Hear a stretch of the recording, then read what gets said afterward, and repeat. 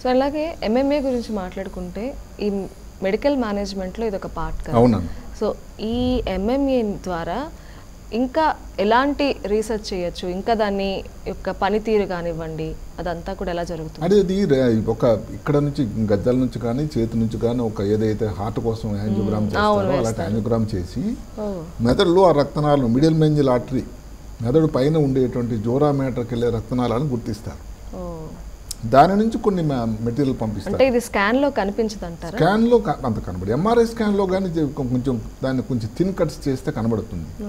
కానీ చేయాల్సిన టైం అప్పుడు చేసేటప్పుడు మాత్రం అది దానికి యాంజియోగ్రామ్ క్యాత్ ల్యాబ్లోనే చేయాలి.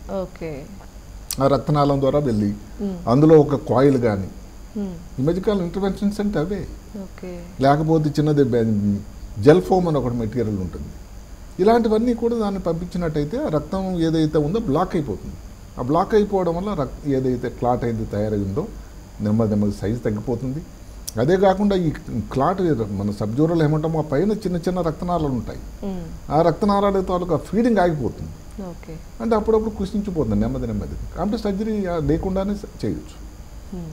అయితే ఈ మధ్యకాలంలో రెగ్యులర్గా చేయటం లేదు, దాని రిస్క్ లేకపోలేదు. మాటకి మిడిల్ మెంజిల్ ఆర్టరీ చేసేటప్పుడు దానివల్ల స్ట్రోక్ రావచ్చు, బ్రెయిన్లో క్లాట్ రావచ్చు, ఫిట్స్ రావచ్చు. అంటే ఇప్పుడు ఏదన్నా ఒక ప్రొసీజర్ అన్నది దాని రిస్క్ ఉంటుందండి. ఇప్పుడు అదే గ్రహిస్తారు, ఇప్పుడు ఇది మిడిల్ మెంజిల్ ఆర్టరీ ఏదో సర్జరీ కాదు కదా మేము దాన్ని ఒప్పుకున్నామంటే అనుకుంటారు. వాస్తవమే, కానీ దాన్ని సర్జరీ రిస్క్ లేని ప్రొసీజర్ అంటూ లేదే, ఏ ప్రొసీజర్ లేదు.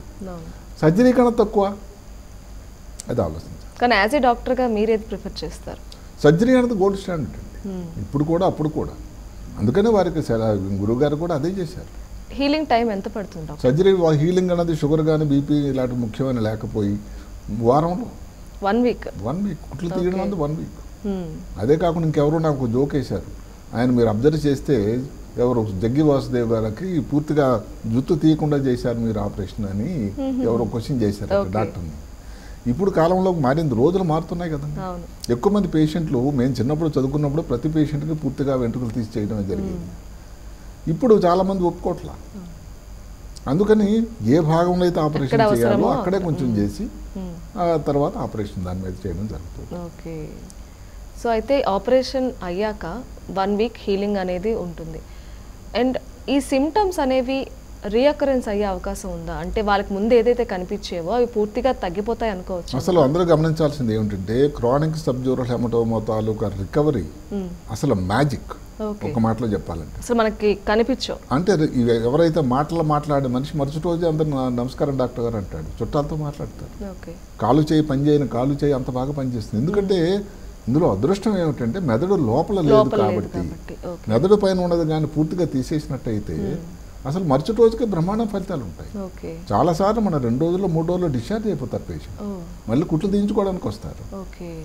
అందువల్ల ఆ ఏ స్టేజ్లో దేని మీద, ఇది చాలా మంచి ప్రశ్న అడిగారు, దేని మీద ఆధారపడి ఉంటుంది అంటే హాస్పిటల్కి వెళ్ళేటప్పుడు పరిస్థితి ఎలా ఉంది, స్పృహలో ఉన్నారా లేదా, మాట్లాడుతున్నాడా లేదా, హౌ యాక్టివ్ హీ ఈజ్ అని చూడాలి, వెంటిలేటర్ మీద ఏమైనా ఉందా, కాలు చేయి పనిచేస్తుందా లేదా.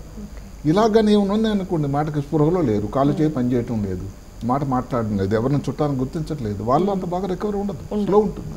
వాళ్ళకు కూడా నేను 2 రోజులు పంపిస్తానని చెప్పను. ఎవరైతే అక్కడికి వెళ్తున్నప్పుడు కొంతమంది లోపలికి వెళ్ళినంత వరకు డాక్టర్తో మాట్లాడుతూ ఉంటారు. అలాంటి వాళ్ళ ఫలితాలు చాలా బాగుంటుంది. షుగర్ లేదు, బీపీ లేదు, ఊబకాయం లేదు, ఈ మధ్యన హార్ట్ అటాక్ లేదు, ఏ మందులు వాడటం లేదు, బ్రహ్మాండ ఫలితాలు ఉంటాయి. ఇవన్నీ కూడా ఏ ఆపరేషన్కి, ఇదే అక్కడ బ్రెయిన్ ఆపరేషన్, ప్రజలు ఇది కూడా కొంచెం గమనించాలి. శరీరంలో ఏ అవయవం మీద ఆపరేషన్ చేసినా కోమార్బిడ్ ఫ్యాక్టర్స్ అంటే రిస్క్ ఫ్యాక్టర్స్ ఏవైతే ఉన్నాయో అవి ఉన్నట్టయితే రిస్క్ అనేది దాన్ని బట్టి ఉంటుందండి.